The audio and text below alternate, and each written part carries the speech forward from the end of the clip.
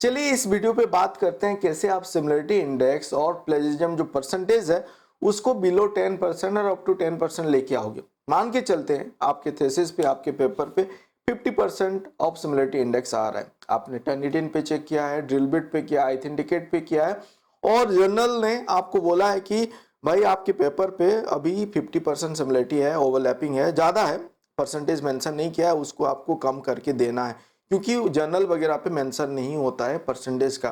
However जब हम thesis का बात करते हैं वहां पे बोला जा रहा है कि अप टू 10% आपको रखना है, तभी वो इवैल्यूएटर के पास जाएगा। तो आपको क्या है ओवरऑल देखना है कैसे आपको उसको घटा सको। तो यहाँ पे वो चीज हम बात करेंगे। जब हम सिमिलरिटी इंडेक्स का बात करते हैं, प्लेजरिज्म का बात करते हैं, बोथ आर नॉट सेम। आप इसको ऐसे सोच सकते हो कि एक इवैल्यूएटर जब सिमिलरिटी इंडेक्स और सिमिलरिटी रिपोर्ट जब देख रहा है वहां से वो डिसाइड करेगा कि कितना परसेंट ऑफ प्लेजराइज्ड कंटेंट है, ना कि जो सिमिलरिटी इंडेक्स जो रिपोर्ट है लेट्स से कि 15% है तो वो 15% is not equal to 15% of plagiarism, वो नहीं है। तो हम उसके ऊपर फ्यूचर में भी बात करेंगे। तो अभी बात करते हैं, लेट्स एज्यूम कि आपका ओवरऑल सिमिलरिटी इंडेक्स 45% आ रहा है। अभी इसको आपको लेके आना है बिलो 10% और अप टू 10%, जैसे आप यहाँ पे देख रहे हो 8%। तो कैसे यहाँ पे आ रहा है फ्रॉम दिस 45% टू 8%? एक तो है कि आपने एक रीराइट किया है, पूरा आपने अब स्ट्रक्चर चेंज करके खुद से रीराइट किया है, जो जो सोर्स मिस आउट कर दिए थे वो सबको आपने सही से साइट किया है एंड पैराफ्रेज वगैरह सही से किया है एंड फिर से आ रहा है। और एक चीज आप क्या कर सकते हो, आप पहले देखो जो फिल्टर यूज होना चाहिए, मतलब जो सॉफ्टवेयर के थ्रू आप चेक कर रहे हो वहां पे सही सेटिंग आपने अप्लाई किया है नहीं किया, वो एक चीज आपको पहले समझना है। तो यहाँ पे जैसे आप देख पा रहे हो ये आपका हो गया टर्निटिन का, यहाँ पे आ रहा है।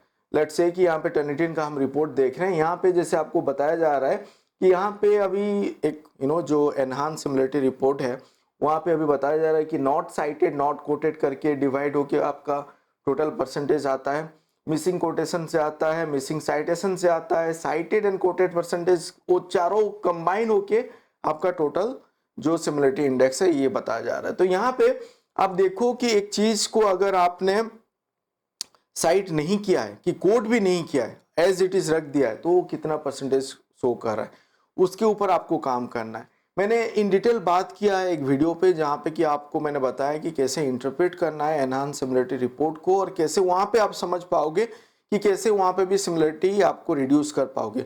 वो वीडियो भी आप जरूर देखो।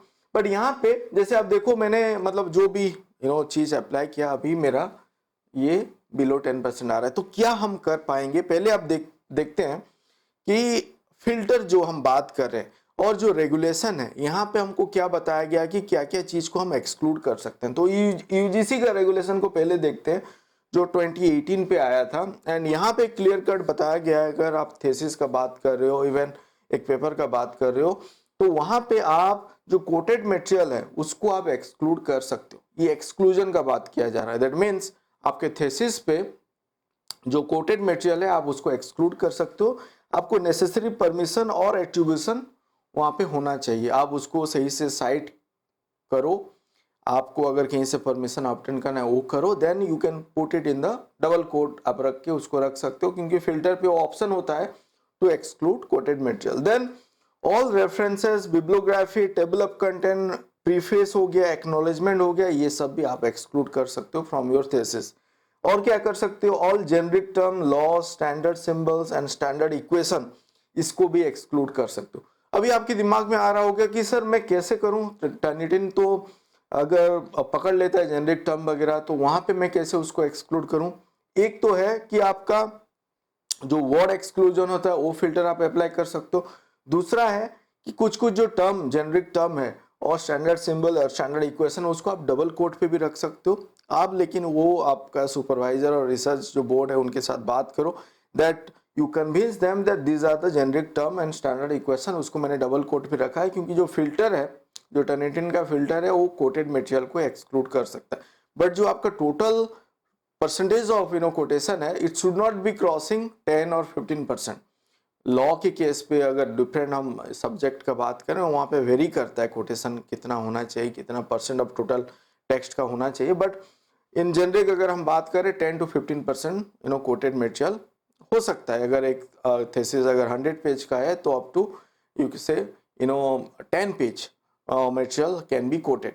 उस हिसाब से मैं आपको जस्ट एक रफली बता रहा हूँ। देन और एक यहाँ पे क्या बताया गया कि जो फिल्टर है 14 कंसेक्यूटिव वर्ड अगर वो कॉमन नॉलेज को कंट्रीब्यूट कर रहा है और ऐसा कुछ टर्म है जिसको हम चेंज नहीं कर सकते, मतलब जैसे कि मशीन लर्निंग हो गया, आर्टिफिशियल इंटेलिजेंस हो गया, उसको हम चेंज नहीं कर सकते, पैराफ्रेज नहीं कर सकते, मतलब उसका सिनोनिम्स हम यूज नहीं कर सकते, तो उसको हम एक्सक्लूड कर सकते हैं। और जहाँ पे एक सेंटेंस पे वो आ रहा है आपको पता चल रहा है कि इट इज़ नॉट कंट्रीब्यूटिंग और ये मतलब आप डायरेक्टली कहीं से नहीं उठाए हो but this is your scientific word जिसको रखना ही है, तो वहाँ पे आप 14 कंसेक्यूटिव वर्ड तक एक्सक्लूड कर सकते हो। तो फिल्टर क्या है, जैसे अगर यहाँ पे आप देखो ये आप गया आपका टर्निटिन का फिल्टर, एक तो हो गया इतना डेटाबेस से वो चेक कर रहा है, इसको आप छोड़ दो, एज इट इज आपको रखना है, सबको सिलेक्ट करना है।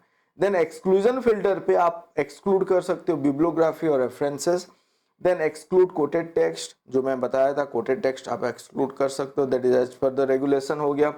एक्सक्लूड साइटेड टेक्स्ट ये मत करो अभी, क्योंकि आपको क्लियर कट आइडिया नहीं है कि इसको एक्सक्लूड करना है या नहीं करना है, क्योंकि यू आर सेइंग कि मैंने इसको साइट किया है, reference is being cited, but आपने क्या किया है एज इट इज उठा के अपने थीसिस पे अपने पेपर पे रख दिया है, तो वहां पे ऐसे नहीं रखना है, आपको अपने ओन वर्ड पे रखना है, बट मीनिंग को इंटैक्ट करके जो ओरिजिनल सोर्स का जो मीनिंग है वही रहना चाहिए, बट आप वर्ड वहां पे वर्ड के साथ प्ले कर सकते हो, अपने वर्ड यूज करके उसको लिख सकते हो, but you have to cite it, तो ये आप बात कर सकते हो। देन एक्सक्लूड स्मॉल मैचेस, यहाँ पे आप 14 वर्ड, ये अगर मैं ये सिलेक्ट करूंगा तो फिर ये बताएगा कितना वर्ड तक आपको एक्सक्लूड करना है, तो अप टू 14 वर्ड्स लेट से आप वहाँ पे एक्सक्लूजन अप्लाई कर रहे हो, बट दैट अगेन आप अपने सुपरवाइजर्स के साथ बात करके करो। अगर आप ड्रिल बिट यूज कर रहे हो वहाँ पे भी वो ऑप्शन है, अगर यहाँ पे आप येस सिलेक्ट करते हो तो आप वो रेफरेंस बिब्लियोग्राफी एक्सक्लूड कर रहे हो, यहाँ पे कोटेड पे येस करते हो तो यहाँ पे भी उसको एक्सक्लूड कर रहे हो। एक्सक्लूड स्मॉल सोर्सेज यहाँ पे येस करते हो तो यहाँ पे बता देगा कितना वर्ड आपको एक्सक्लूड करना है, 14 आप कर रहे हो। एक्सक्लूड फ्रेजेस, यहाँ पे जो एक अलग चीज है जो टर्निटिन पे अभी नहीं है, शायद आ जाएगा इन फ्यूचर, यहाँ पे आप वो फ्रेजेस वगैरह ऐड कर सकते हो, जैसे मैं बोल रहा था कि मशीन लर्निंग हो गया, आर्टिफिशियल इंटेलिजेंस हो गया, और कुछ फ्रेजेस जो कि रिपीटेटिव यूज हुआ है। अगेन आप जब ड्रिल बिट पे चेक करते हो वहाँ पे एक ऑप्शन है जहाँ पे आपको पता चल जाता है कि कितना फ्रेजेस रिपीटेटिव आ रहा है, कौन सा फ्रेजेस ज़्यादा रिपीटेटिव आ रहा है, तो फ्रेजेस को आप यूज कर सकते हो, बिकॉज यू नो कि ये फ्रेज अननेसेसरीली आपका सिमिलरिटी इंडेक्स को बढ़ा रहा है। तो ये एक हो गया जो फिल्टर अप्लाई कैसे करना है, सही से करना है, and this will be your first step. Second चीज क्या है, साइट द सोर्सेस, आपको प्रॉपरली ऑल द सोर्सेज जहां से आपने मटेरियल लिया है, आइडिया लिया है, उसको साइट करना है, रेफरेंस पे रखना है, इन टेक्स्ट साइटेशन यूज करना है। Then next one is use quotation mark. Many of the time हम अगर एक स्टैंडर्ड डेफिनेशन का बात कर रहे हैं कि एक कुछ एक जेनरिक टर्म के बारे में बात कर रहे हैं, और एक चीज ऐसा है जिसको कि आपको कोट पे रखना चाहिए बट आप नहीं रख रहे हो, आप सोच रहे हो कि ये उतना कंट्रीब्यूट नहीं करेगा, बट आप उसको कोट पे रख सकते हो क्योंकि वो आप स्टेटेड, जैसे हम बोलते हैं इट स्टेटेड दैट, तो वहाँ पे आप डबल कोट पे रख सकते हो, and do give the reference, वहाँ पे साइटेशन रखो, रेफरेंस पे भी रखो, एंड कोटेशन पे आप रख सकते हो, so that you can able to exclude that particular phrase. तो यहाँ पे आपको ध्यान देना है कि एज इट इज जो ओरिजिनल सोर्स है वहाँ से एज इट इज ही रखना है, ना कि वहाँ पे आप कोटेशन पे रख रहे हो, अपने वर्डिंग पे लिख के रख रहे हो, तो एज इट इज रख के आप उसको कोट पे रख सकते हो। देन यूज प्लेजरिज्म चेकर, और जो हम बोलते हैं कि सिमिलरिटी इंडेक्स जो हम चेक कर रहे हैं through drill bit, through Turnitin हो गया, आइथेंटिकेट हो गया, other software are there, plagiarism detection software जब हम बात करते हैं, सो एज टू नो कि आप जो बोरो किए हो, जो भी वर्ड और जो भी फ्रेजेस जहाँ से आया है, एंड आपको विदाउट चेकिंग आपको पता नहीं चल पा रहा है क्योंकि आपने डिफरेंट सोर्सेस से बोरो किया है, एंड आप सोच रहे हो कि though you have written in your own word, still कुछ ना कुछ यहाँ पे सिमिलरिटी आ रहा है, तो उसको आपको ये सॉफ्टवेयर वगैरह हेल्प करेगा टू आइडेंटिफाई, एंड वो आपको ये भी बता रहा है कि ये आपने यहाँ पे मिस आउट कर दिया है साइटेशन देना और इसको कोट करना, जो अभी टर्निटिन पे जो न्यू फीचर है, तो आप वो यूज कर सकते हो, and now it is many of you are using it. Then take notes, जब भी आप अपना थीसिस बना रहे हो, पेपर बना रहे हो, तो एक आप नोट अपना बनाओ, सो दैट डिफरेंट सोर्सेज से जब आप डेटा ले रहे हो और आइडिया ले रहे हो, नोट बना रहे हो, and right it in your own word, keeping the meaning intact, and फिर वो नोट पे आप मेंशन करो कि ये रेफरेंस कौन सा है, तो उस वे पे आप मिस आउट नहीं कर सकते. Now it is you people are managing it in digital platform, there are so many note taking और note making platform are there, app AI tool आ गया है, तो उसके थ्रू भी आप कर सकते हो. और आप ट्रेडिशनल मैनर पे जैसे आप एक पेन पेपर लेके करते हो उस हिसाब से भी कर सकते हो. देन पैराफ्रेज, यहाँ पे मैं थोड़ा ज़्यादा फोकस करूंगा और एम्फसाइज करूंगा, क्योंकि जब आप पैराफ्रेज करते हो, दिस इज एक्चुअली द आपका जो ब्रह्मास्त्र है, इसके थ्रू ही आप जो हायर सिमिलरिटी केसेस है, अगर मान लो आपने फिल्टर अप्लाई किया वहाँ पे 5% हट गया, बट स्टिल देयर इज 35% है, उसको आपको कम करके लाना है बिलो 10%. तो यहाँ पे सही से पैराफ्रेज कैसे करना है, आप पहले आइडेंटिफाई करो, identify key point, note the main point and key word in the original text, वो आपको रखना है, क्योंकि आप वो अल्टर नहीं कर सकते हो, मीनिंग फिर चेंज हो जाएगा. यहाँ पे जो आपको हाईलाइट किया गया है वो बेसिकली ये है कि आप पढ़ो, फिर देखो कि जो की पॉइंट है, की वर्ड है, की फ्रेजेस है, उसको आपको रखना है, बट आप वहां पे फिर उसको घुमा के लिख सकते हो. मतलब अब देखो यहाँ पे आप चेंज ग्रामर कर सकते हो, चेंज वर्ड ऑर्डर कर सकते हो. वर्ड का जो ऑर्डर है वो सीक्वेंस अगर आप ब्रेक करते हो तो वहां पे भी आपका जो सिमिलरिटी आता है, बेसिकली जो प्लेजियरिज्म डिटेक्शन सॉफ्टवेयर है वो क्या करता है, वो वर्ड ऑर्डर के हिसाब से उस मैचेस आता है. आपने नोटिस भी किया होगा, एक सेंटेंस पे मान लो आपने सिनोनिम्स जस्ट चेंज किया, बीच पे 3-4 चेंज कर दिया, बट वो आएगा, बाकी जो वर्ड है वो सिमिलरिटी के अंदर वो कलर आ जाएगा, क्योंकि आपने वो वर्ड का ऑर्डर चेंज नहीं किया है. तो हमेशा आप याद रखो, जब भी आप खुद से लिख रहे हो, एक चीज को आपने पढ़ा, अभी अपने से लिख रहे हो, तो सीक्वेंस चेंज करने के लिए आप ट्राई करो. So this is how you need to do paraphrasing, rephrasing अगर आप कर रहे हो. तो बेसिकली इंस्टेड ऑफ, अगर मैं समराइज करता हूँ, instead of कॉपिंग and pasting the text, restate the ideas of the original source in your own words and you have to give proper citation. जो ओरिजिनल साइट मतलब एक्चुअल सोर्स है उसको site करना है. वहाँ पे मिस आउट हो जाता है, कभी कभी प्राइमरी सोर्स मिस आउट हो जाता है, तो वो आपको थोड़ा ध्यान देना है. Next is reorganize. If you use an entire paragraph, एक एंटायर पैराग्राफ यूज कर रहे हो from another source, reorganize it completely उसको आपको रीऑर्गेनाइज करना है. मतलब अगर आप पैराफ्रेज कर रहे हो, कंप्लीटली करना है. पढ़ो, बेस्ट वे इज टू आप उसको ऊपर पे रखो, एक वर्ड पे अगर कर रहे हो ऊपर पे रखो, नीचे पे लाइन बाय लाइन उसको आप अपने से लिखो. अगर पेन एंड पेपर यूज कर रहे हो और भी बेहतर है, उस हिसाब से भी आप कर सकते हो. रिप्लेस वर्ड, ये थोड़ा सा डेंजरस है, दो इट हैज बीन सजेस्टेड, ये सोर्स से. यहाँ पे क्या है कि जो एक सेंटेंस है, मान लो फ्लैग्ड हुआ है और 2-3 सेंटेंसेस वो कंप्लीटली आ रहे हैं, अभी क्या कर रहे हो आप, वर्ड रिप्लेस कर रहे हो. बहुत कोई वो करते हैं, सिनोनिम्स का ही चेंज कर देते हैं, बट उस केस पे भी दो आप मान लो 1% और 2% को आपने घटा दिया, बट स्टिल जो इवेल्युएटर है और जो आपका रिपोर्ट और थीसिस देख रहा है उसको समझ में आ जाएगा कि आपने ये पर्टिकुलर सोर्स से लिया है एंड जस्ट सिनोनिम्स चेंज किया है, and that's falls under plagiarism. Mosaic plagiarism मैंने बात किया हुआ है, डिफरेंट टाइप ऑफ प्लेजरिज्म जो टर्निटिन ने बताया हुआ है, आप देखो वहाँ पे भी वो बताया है. तो आप क्या करो, आप वहाँ पे रिप्लेस वर्ड कर सकते हो, बट वर्ड का सीक्वेंस, वर्ड का जो ऑर्डर है वो आप चेंज करो, ग्रामर उसका चेंज करने के लिए ट्राई करो.